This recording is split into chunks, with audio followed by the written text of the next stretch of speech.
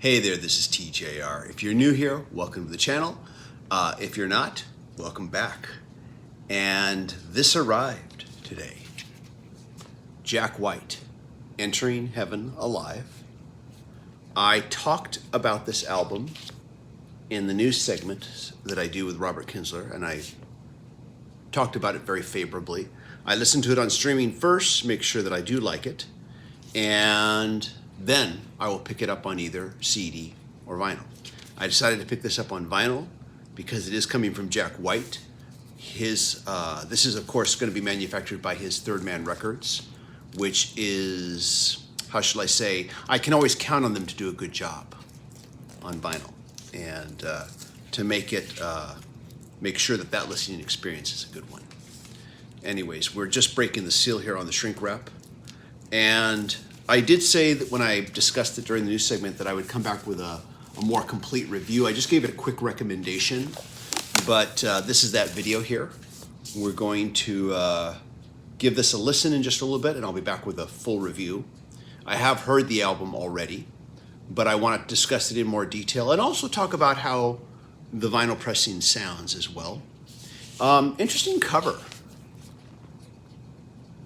I'm not sure exactly what he's doing. He's got a work apron on, and he's got a kerchief on.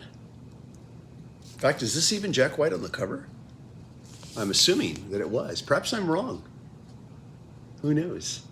I just kind of assumed it was. Look at the back here. Very interesting picture here. You've got all these little kids lying face down on the dirt. There's one woman here kind of walking amongst them. And there's another adult woman here. You can barely see her. She's kind of obscured by the trees.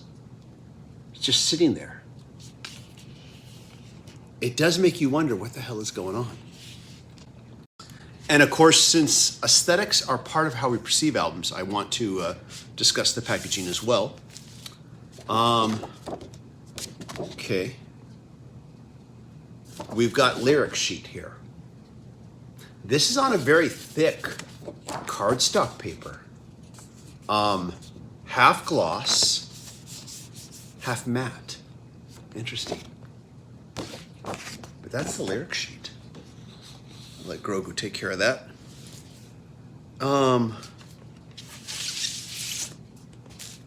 Okay, here's the sleeve. Interesting. What is this? Take a look at this here.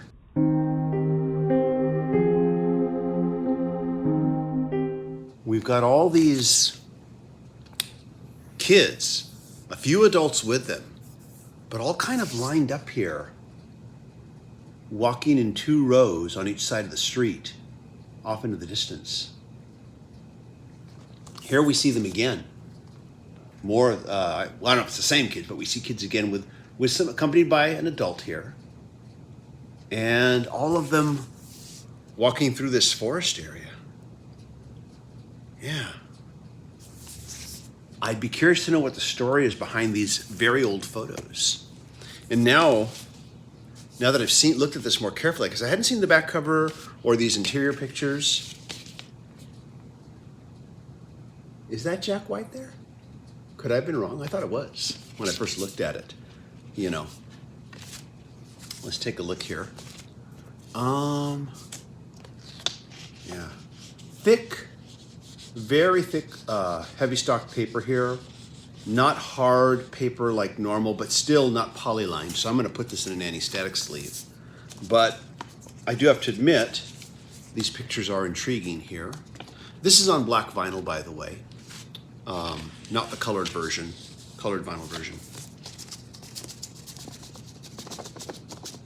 Let's just pull it out here.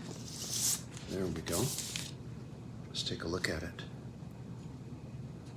Yeah, it looks very clean. We will give this a listen now.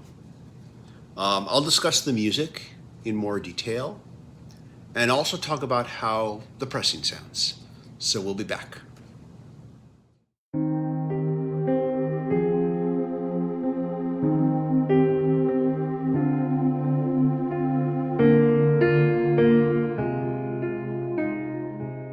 Hello, this is TJR, and I have entered heaven alive. And in heaven, everything is fine. Because in heaven, I get to watch bizarre and surreal black and white cartoons from the 1930s, produced by a forgotten studio whose cartoons were never released because they were considered too weird. And each of these cartoons features a song from Jack White's new album, Entering Heaven Alive, as its soundtrack. I bring this up because this is how listening to this album makes me feel. Back in April of this same year, I listened to his previous album, Fear the Dawn, several times. I can't say I didn't like it. I also can't say I loved it. Featuring synthesizers that sounded like guitars and guitars that sounded like synthesizers, Fear the Dawn fascinated me with its weird, psychotic take on blues and roots music more than anything else. It was intriguing, but it didn't move me across the room. Entering Heaven Alive is a much more stripped-down, acoustically shaded singer-songwriter affair. It is a much more elegant album than Fear the Dawn. And while listening, I hear influences ranging from Beck crossed with the Allman Brothers, Neil Young, 70s folk rock, Tin Pan Alley, jazz from the 1930s, and music from a time when bands and music artists embraced off-the-wall shifts in tempo and tone in the middle of a song for no reason other than it was possible to do so. So why not? One thing that Entering Heaven Alive has in common with Fear the Dawn is that while you can hear and name its influences, you can't use those influences to pin it down. Entering Heaven Alive is as much of a product of its early blues and jazz influences as it is a product of the present day. And yes, this time, it's moving me across the room. So much so that I think I need to give Fear the Dawn one more chance. Entering Heaven Alive is that rare album that defies categorization and yet feels strangely familiar, like something you've heard in a dream. Strange, haunting, and comforting at the same time.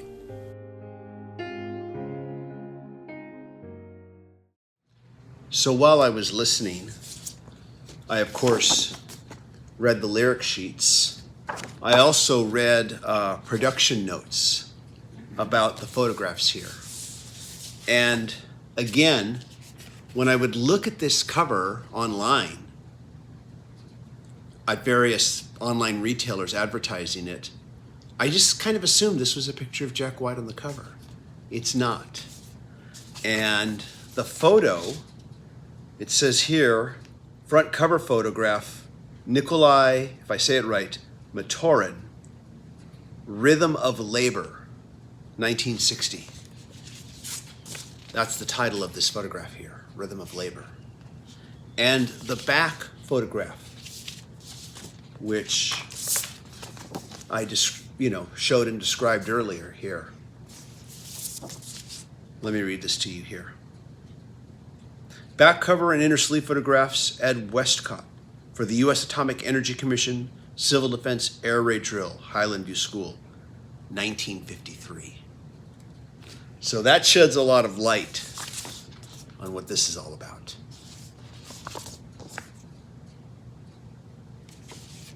Once again, I'll just show this one here.